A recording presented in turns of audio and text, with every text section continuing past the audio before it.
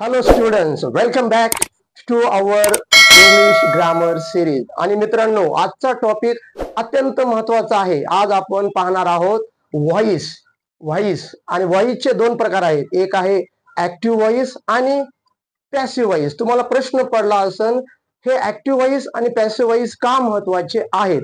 तुम्हाला मी सांगतो. Active voice आणि पॅसिव्ह व्हॉइस दोन्ही जे स्ट्रक्चर आहेत ते व्याकरण मध्ये वेगवेगळे आहेत आणि त्या दोन्ही वाक्याचं महत्व आहे. ऍक्टिव्ह व्हॉइस म्हणजे काय? ज्या वाक्याची सुरुवात कशाने होते? सब्जेक्टने होते आणि पुन्हा वर्ब येते आणि शेवटी फुल स्टॉप येतो. अशा वाक्याला म्हणायचं ऍक्टिव्ह व्हॉइस. म्हणजे काय?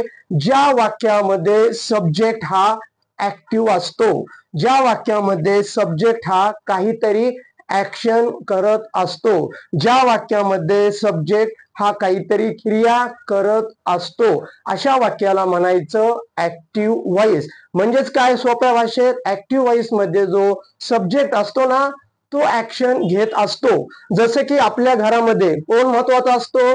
कर्ता माणूस महत्वाचा असतो. कर्ता म्हणजे ज्याच्यावर पूर्ण घर चालतंय, तो महत्वाचा असतो. त्याच पद्धतीनं ऍक्टिव्ह व्हॉइस मध्ये सब्जेक्ट महत्वाचा असतो. तर हे झालं ऍक्टिव्ह व्हॉइसचं वाक्य, कारण या वाक्याची सुरुवात सब्जेक्टनं झालेली आहे. तर आता आपण याचा काय करायचं? Passive voice. तर पॅसिव्ह व्हॉइस करताना सगळ्यात महत्वाचं काय आहे? आपल्याला त्या वाक्याचा जो टेन्स आहे, म्हणजे काळ, तो काय आहे हे अगोदर माहित पाहिजे. कारण ऍक्टिव्ह व्हॉइसचा जो काळ आहे त्याच काळामध्ये आपल्याला पॅसिव्ह व्हॉइस मध्ये रूपांतर करायचं आहे. आपल्याला काळ बदलायचा नाही. एका वाक्याचं रूपांतर दुसऱ्या वाक्यामध्ये करायचं आहे. तर आपल्याला सगळ्यात पहिल्यांदा काय माहित पाहिजे? त्या वाक्याचा काळ. आता आपण बघूया हे वाक्य कोणत्या काळामध्ये आहे. नंबर 1, हा जो वर्ड आहे ग्रामर मध्ये, याला म्हणायचं सब्जेक्ट, कारण तो क्रिया करणारा आहे.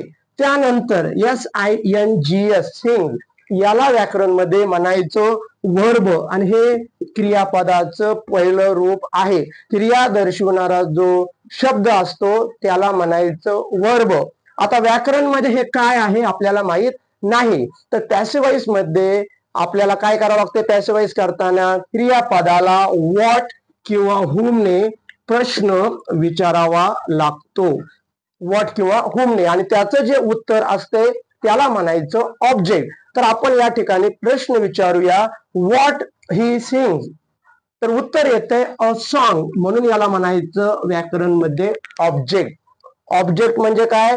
ज्याच्यावर क्रिया केली जाते अशा शब्दाला म्हणायचं ऑब्जेक्ट. तर बघा, आता या वाक्याचं आपण बघूया स्ट्रक्चर, याचं कन्स्ट्रक्शन, त्याची रचना. बघा, पहिल्यांदा काय आलं? सब्जेक्ट, त्यानंतर आलं V1 आणि त्यानंतर आलं ऑब्जेक्ट. म्हणजे हे वाक्य आहे सिंपल प्रेझेंट टेन्स. हे वाक्य कोणत्या काळात आहे मित्रांनो? Simple present tense. चला, आता आपण याचं काय करायचंय? Passive voice. ज्या पद्धतीनं सिंपल प्रेझेंट टेन्सचा काय आहे? फॉर्म्युला. ज्या पद्धतीनं सिंपल प्रेझेंट टेन्सचा काय असतो? फॉर्म्युला, त्याच पद्धतीनं पॅसिव्ह व्हॉइसचा सुद्धा काय असतो? फॉर्म्युला. बघा, आता या वाक्याचं रूपांतर पॅसिव्ह व्हॉइस मध्ये कशा पद्धतीने करायचं ते आपण पाहूया. आता बघा, पहिल्यांदा काय घ्यायचं? ऑब्जेक्ट. मग काय येणार? A song. त्याच्यानंतर घ्यायचं हेल्पिंग वर्ब, पण कोणतं घ्यायचं? हा, बरोबर आहे, ते घ्यायचं वर्तमान काळाचं, कारण दिलेलं वाक्य आहे सिंपल प्रेझेंट टेन्स. त्यामुळे आपल्याला हेल्पिंग वर्ब कोणतं घ्यायचंय? एम, इज, आर यापैकी एक. Am, is, are according to the object नुसार घ्यायचं. इथं अ सॉन्ग आहे, मग इथं काय येणार? इज येणार. त्यानंतर आपल्याला दिलेल्या वर्बचं तिसरं फॉर्म घ्यायचंय. दिलेला वर्ब जो आहे त्याचं तिसरं रूप, आणि व्याकरण मध्ये जे तिसरं रूप असते त्याला काय म्हणतात? Past participle. तर आपल्याला हा जो वर्ब आहे त्याचं पास्ट पार्टिसिपल घ्यायचंय. मग काय येतंय? संग. आता त्यानंतर काय करायचं? शेवटी बाय घ्यायचं, आणि शेवटी काय करायचं? सब्जेक्ट घ्यायचं. काय आहे सब्जेक्ट? ही. तर पॅसिव्ह व्हॉइस करताना हिच काय होतंय? हिम. अशा रीतीनं आपण काय बनवलेलं आहे? Passive voice. जसं हा फॉर्म्युला आहे ऍक्टिव्ह वॉइसचा, त्याच पद्धतीनं पॅसिव्ह वॉइसचा सुद्धा फॉर्म्युला आहे. सगळ्यात पहिल्यांदा काय घ्यायचं आपल्याला, ऑब्जेक्ट घ्यायचं, त्यानंतर घ्यायचं हेल्पिंग वर्ब घ्यायचं, त्यानंतर घ्यायचं वर्ब 3 घ्यायचं, त्यानंतर बाय घ्यायचं आणि त्यानंतर घ्यायचं सब्जेक्ट. जर या 5 गोष्टी आल्या म्हणजे object plus helping verb plus V3 plus by आणि प्लस सब्जेक्ट, तर याला म्हणायचं पॅसिव्ह वॉइस. आता मी तुम्हाला सांगतो ऍक्टिव्ह वॉइस मध्ये आणि पॅसिव्ह वॉइस मध्ये काय फरक आहे, कारण दोन्ही वाक्य आपल्याला खूप महत्वाचे आहेत. ऍक्टिव्ह वॉइस मध्ये जो सब्जेक्ट असतो तो ऍक्टिव्ह असतो, जो सब्जेक्ट असतो तो ऍक्शन घेत असतो, म्हणून त्याला ऍक्टिव्ह वॉइस. आणि पॅसिव्ह वॉइस मध्ये काय असतं मित्रांनो, पॅसिव्ह वॉइस मध्ये सब्जेक्ट ऍक्टिव्ह नसतो, तो असतो पॅसिव्ह.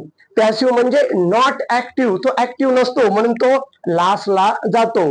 पॅसिव्ह वॉइसचे वाक्य का महत्वाचे असतात, ज्या वेळेस फक्त ऍक्शन महत्वाची आहे, ती ऍक्शन कोणी केली हे महत्वाची असत नाही, अशा वेळेस पॅसिव्ह वॉइसचे वाक्य महत्वाचे असतात. आता आपण पाहूया एक्झाम्पल. आता ऐका, ही स्पीक्स इंग्लिश हे वाक्य कोणत्या काळामध्ये आहे, सिंपल प्रेझेंट टेन्स, त्यामुळं त्याचा पॅसिव्ह वॉइस करताना सुद्धा त्याचा सुद्धा काय असतो फॉर्म्युला. लक्षात ठेवा, व्याकरण मध्ये रूल्स महत्वाचे असतात.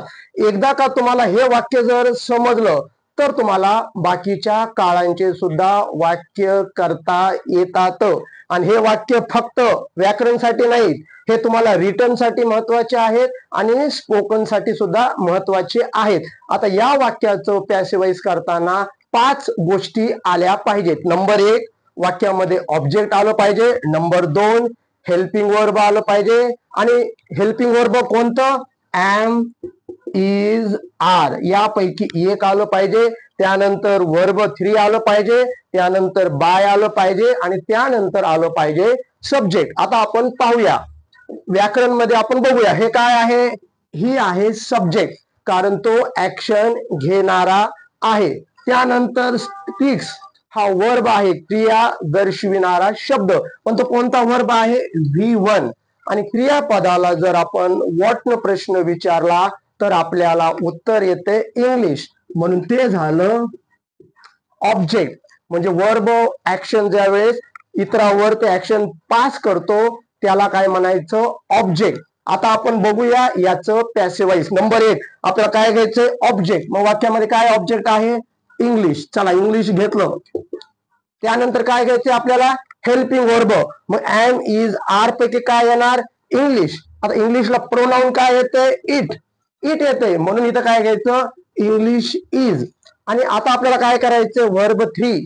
मी तुम्हाला अगोदर सांगितलं मित्रांनो, वर्ब 3 ला काय म्हणायचं, पास्ट पार्टिसिपल म्हणायचं, म्हणजे क्रियापदाचे तिसरं रूप. मग याचं काय येतंय, स्पीक, स्पोक आणि स्पोकन. मग याचं उत्तर येते इंग्लिश इज स्पोकन. त्यानंतर काय घ्यायचं, बाय घ्यायचं, बघा इथं. त्यानंतर बाय. आता काय घ्यायचं, सब्जेक्ट. हे प्रोनाउन आहे, याचं ऑब्जेक्ट मध्ये पॅसिव्ह वॉइस करताना हिचं रूपांतर काय होतंय, हिम. अशा रीतीने आपण काय केलं, ऍक्टिव्ह वॉइसचं रूपांतर केलं पॅसिव्ह वॉइस. ऍक्टिव्ह वॉइस मध्ये हा सब्जेक्ट ऍक्टिव्ह होता आणि पॅसिव्ह वॉइस मध्ये सब्जेक्ट ऍक्टिव्ह राहत नाही. आता त्यानंतर पाहूया, शी इट्स पिझ्झा. हे आहे सब्जेक्ट, हे आहे V1 आणि हे आहे ऑब्जेक्ट. आता आपल्याला याचं काय करायचंय, पॅसिव्ह वॉइस. तर पहिल्यांदा काय येणार, ऑब्जेक्ट पिझ्झा. त्याच्यानंतर हेल्पिंग वर्ब येणार इज, पिझ्झा इज. त्यानंतर क्रियापदाचं तिसरं रूप इटन. त्यानंतर येणार बाय आणि शेवटी काय येणार, सब्जेक्ट. याचं रूपांतर काय होतंय, शीचं हर. अशा रीतीने हा झालेला आहे पॅसिव्ह वॉइस. आता आपण पाहूया last example, I drink water. तर आय आहे सब्जेक्ट, ड्रिंक आहे V1 आणि what I drink, water. What न प्रश्न विचारल्यानंतर जे उत्तर येते त्याला व्याकरण मध्ये म्हणायचं ऑब्जेक्ट. वॉटर हे ऑब्जेक्ट आहे. मग वाक्याची सुरुवात काय येते, वॉटर इज. याचं तिसरं रूप drink, drank, drunk. Water is drunk by.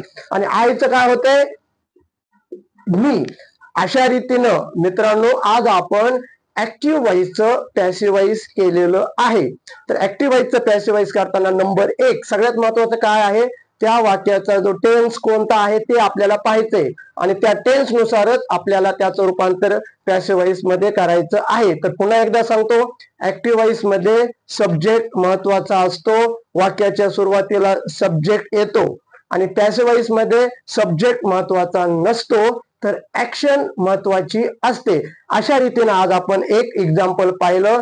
यानंतर पुढच्या भागामध्ये आपण इतर पॅसिव्ह व्हॉइसचे एक्झाम्पल पाहणार आहोत. जर हे तुम्हाला चॅनल आवडत असेल तर लाईक करायला विसरू नका आणि सगळ्यात महत्वाचं सबस्क्राईब करायला विसरू नका.